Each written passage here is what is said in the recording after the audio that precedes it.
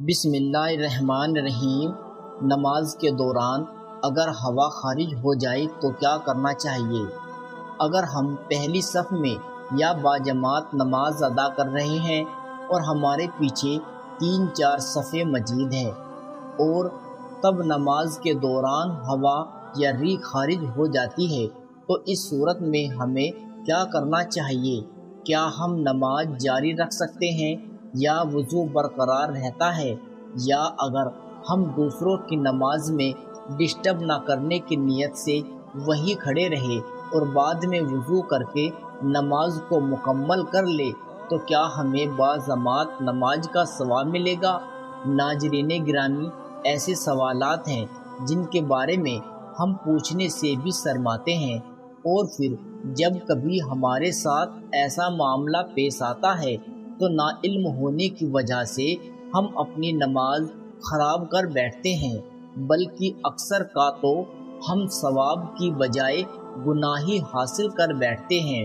قرآن حکیم میں 100 سے زیادہ مقامات پر نماز کا ذکر آیا ہے، جن میں سے 80 مقامات پر نماز کا حکم وارد ہوا ہے۔ جب اذان ہوتی ہے تو ہم اپنا کام کاج چھوڑ کر مسجد کی طرف رخ کرتے ہیں تاکہ ہم نماز ادا کر کے اپنے گناہوں کی بخشش خداوند کریم سے کروا سکے۔ حدیث مبارکہ میں ہے کہ اللہ تعالیٰ انسان کے اعمال کو نہیں دیکھتا، بلکہ اللہ تعالیٰ انسان کی نیت کو دیکھتا ہے کہ وہ کس نیت سے عبادت کر رہا ہے۔ نماز جیسے اہم فریضے کی ادائیگی کے لیے باوضو ہونا اور دوران نماز باوضو رہنا نہایت ضروری ہے، اس لیے ہم وضو کر کے مسجد میں نماز ادا کرنے جاتے ہیں، کیونکہ وضو کے بغیر نماز ادا کرنا ثواب کے بجائے گناہ کے جرم میں آتا ہے۔ اس لیے جب مسجد میں داخل ہوتے ہیں تو باوضو جاتے ہیں۔ نماز کے لیے ضروری ہے کہ جس جگہ میں نماز ادا کر رہے ہو اس جگہ کا پاک ہونا بھی ضروری ہے، وہاں روشنی ہونا چاہیے۔ اندھیرے میں نماز ادا کرنا جائز نہیں۔ ہمارا جسم اور کپڑوں کا پاک ہونا بھی ضروری ہے۔ نماز کو ادا کرتے ہوئے ہمارا وضو برقرار رہنا ضروری ہے۔ اگر نماز کے دوران ہوا خارج ہو جائے یا جسم کے کسی حصے سے خون بہہ جائے تو ایسی صورت میں ہمارا کیا عمل ہونا چاہیے؟ آئیے کچھ واقعات اور حدیث مبارکہ سے معلوم کرتے ہیں۔ ایک دفعہ چند لوگ مسجد میں نماز ادا کر رہے تھے کہ کسی ایک شخص کی ہوا خارج ہوئی۔ جب ہوا خارج ہوئی تو اس کی بدبو سارے کمرے میں پھیل گئی۔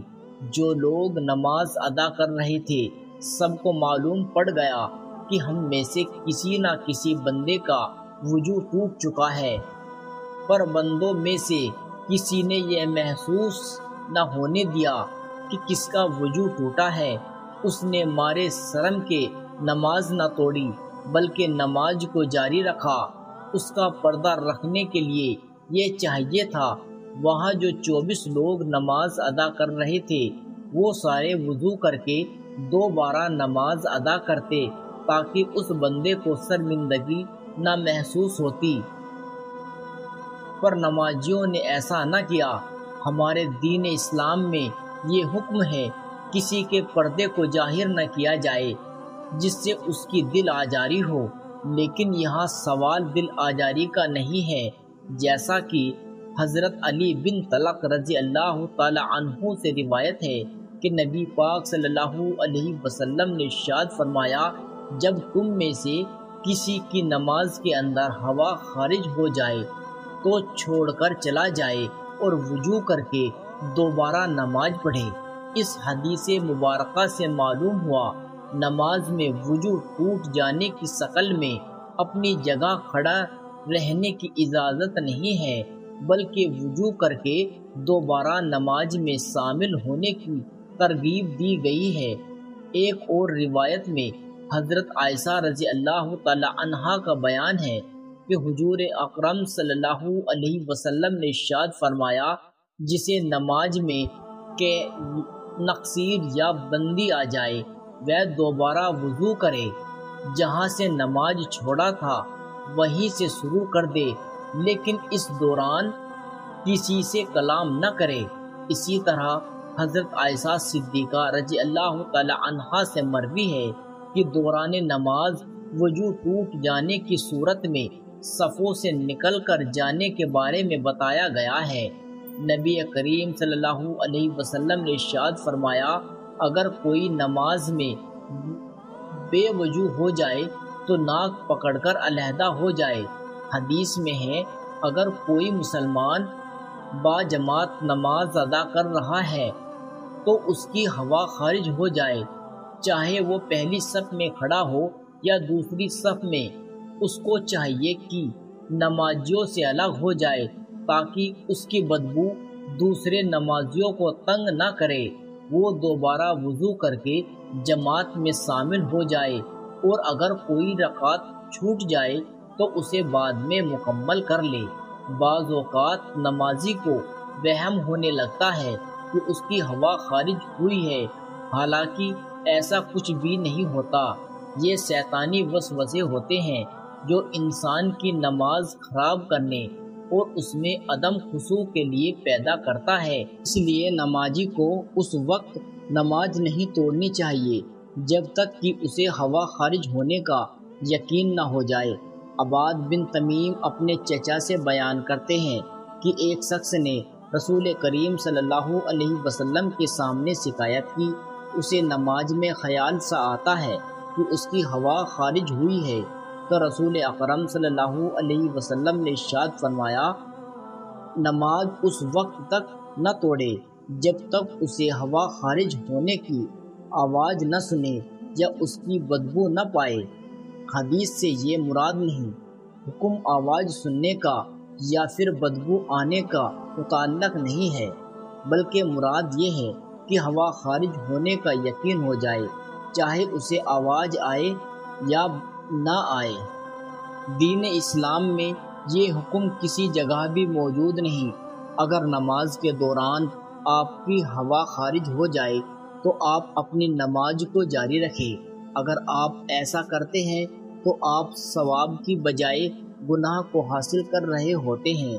نبی پاک صلی اللہ علیہ وسلم کی حدیث پاک سے ظاہر ہے، اگر نماز کے دوران آپ کی ہوا خارج ہو جائے تو آپ شرم کے مارے کسی کو یہ ظاہر ہونا نہیں دینا چاہتے، تو ایسی حالت میں اپنی ناک پر ہاتھ رکھ کر نمازیوں سے پیچھے ہو جائے کہ میری ناک سے خون بہہ رہا ہے۔